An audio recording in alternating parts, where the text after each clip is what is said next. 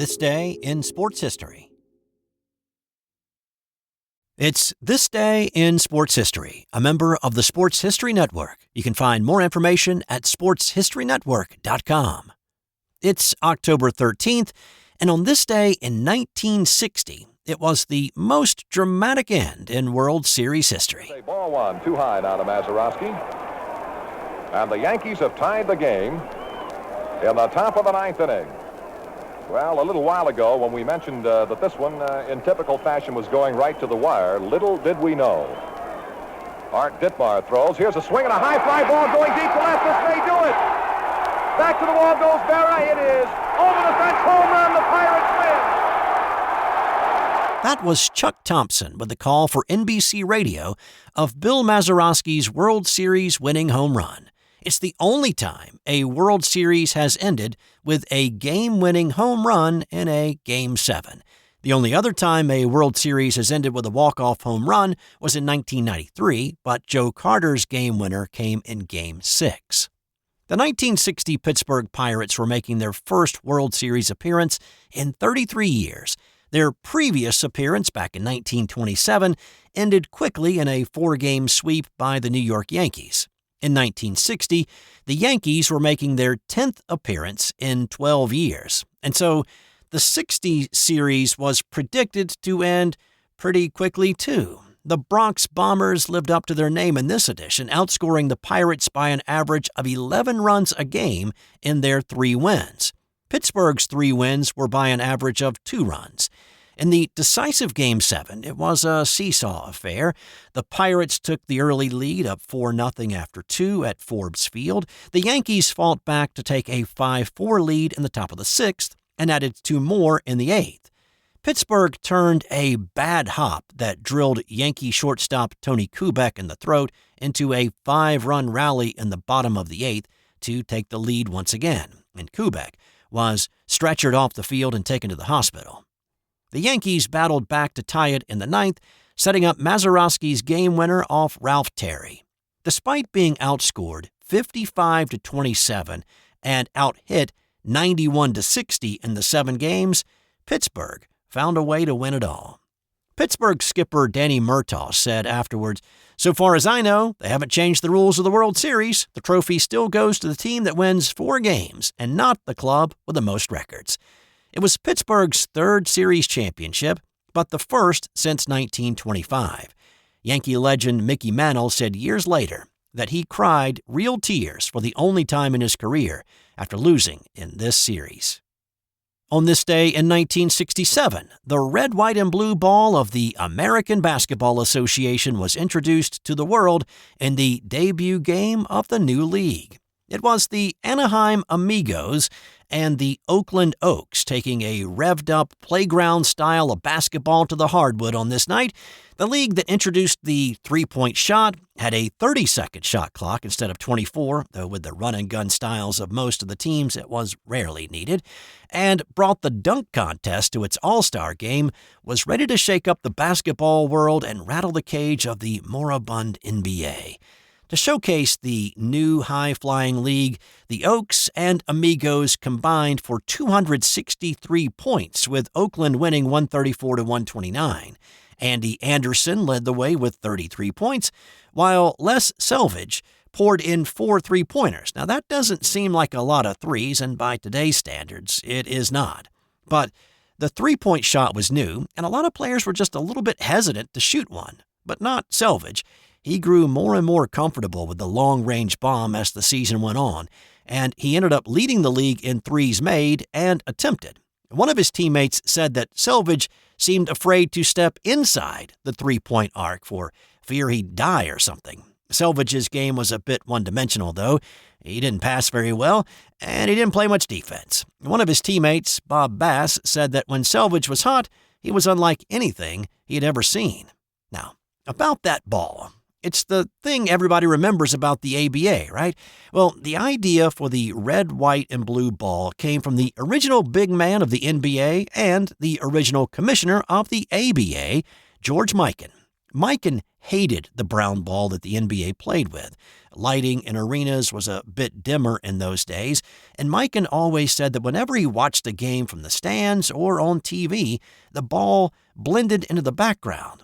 So he came up with the idea of the multicolored ball because the league was the American Basketball Association, so red, white, and blue seemed to be the right choices for the colors of the ball. Patriotic. Marketing people loved it. Just about everybody else hated it at first.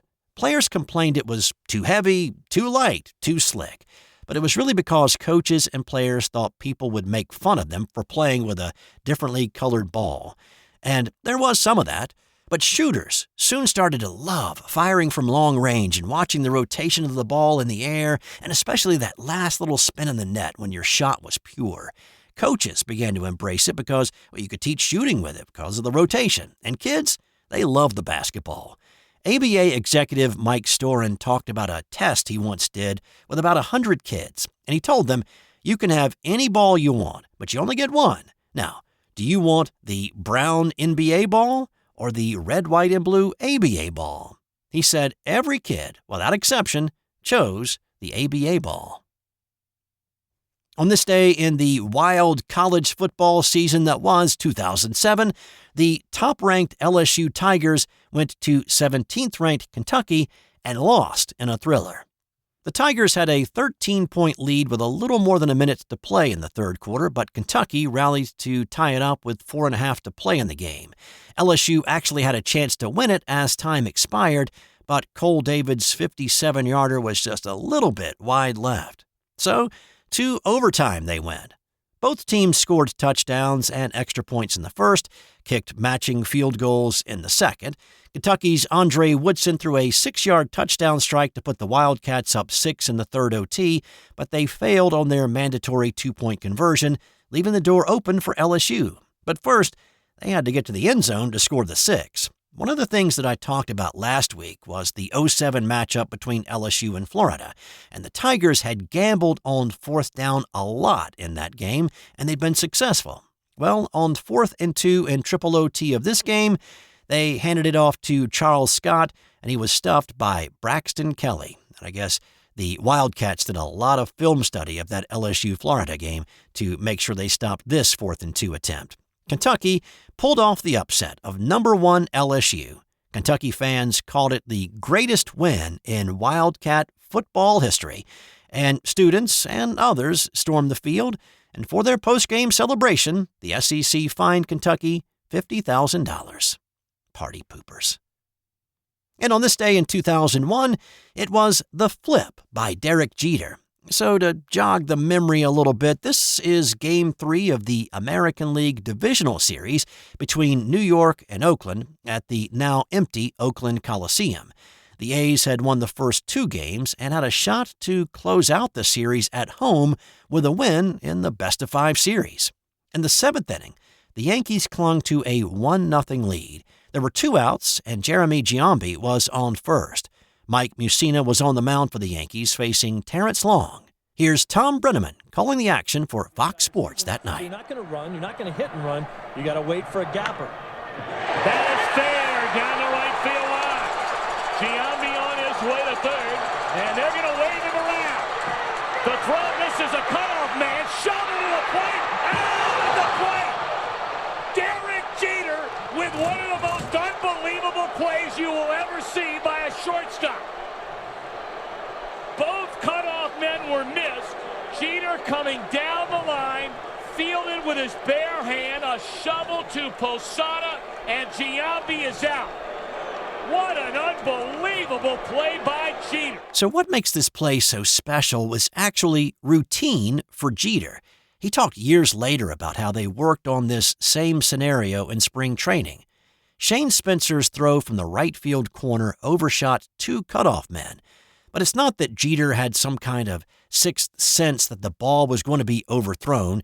It was actually his job to act as a third cutoff man in case this very thing happened. Now, the fluidity in which he caught the ball and then flipped it to catcher Jorge Posada was a thing of beauty.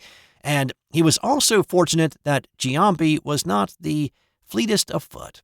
As Jeter said in a retelling of this play, if Spencer hits one of the other cutoff men, Giambi is meat by 10 feet.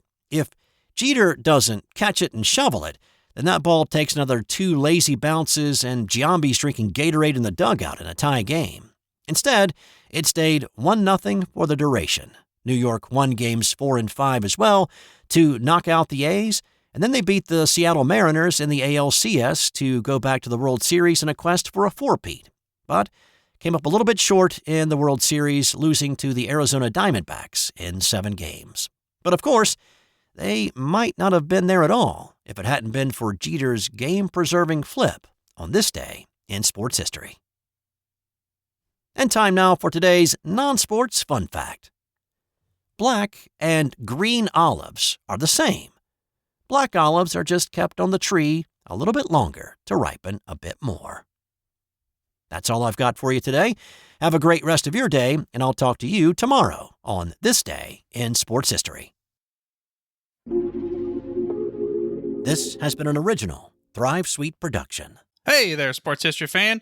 This is Arnie Chapman, a.k.a. the Football History Dude, and I hope that you enjoyed this recent episode presented by the Sports History Network and were able to learn some good old-fashioned sports history knowledge nuggets.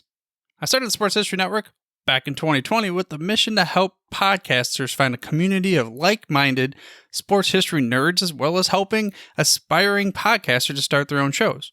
We have a little bit over 30 shows on the network right now covering all sorts of sports history, but as far as I'm concerned, we're just at the toothpick in the ocean moment, that can't even figure it out because there's so much more coming. We wanted to create the ultimate headquarters for sports yesteryear, starting with Podcast Network and our website, but we're going to continue to move into other mediums as well. And here's the cool part, because we want you to be part of our team. So if you're interested in starting your own podcast, or maybe being a guest on one of our shows, or who knows, maybe even writing an article for us over on the website. Seriously, all you gotta do is reach out to us on the contact page over at sportshistorynetwork.com. You can be as technologically savvy as a Neanderthal tapping on a stone trying to figure out this whole hieroglyphics thing back in the day. Again, it doesn't matter, because even if you don't understand the whole podcast space, we have a production team that can pretty much help you out with doing everything. All you gotta do, head over to sportshistorynetwork.com, head to the contact page, fill it out. That message goes right to me, and I'll reach out to you as soon as I can. But for now, dude, I'm through if you're through.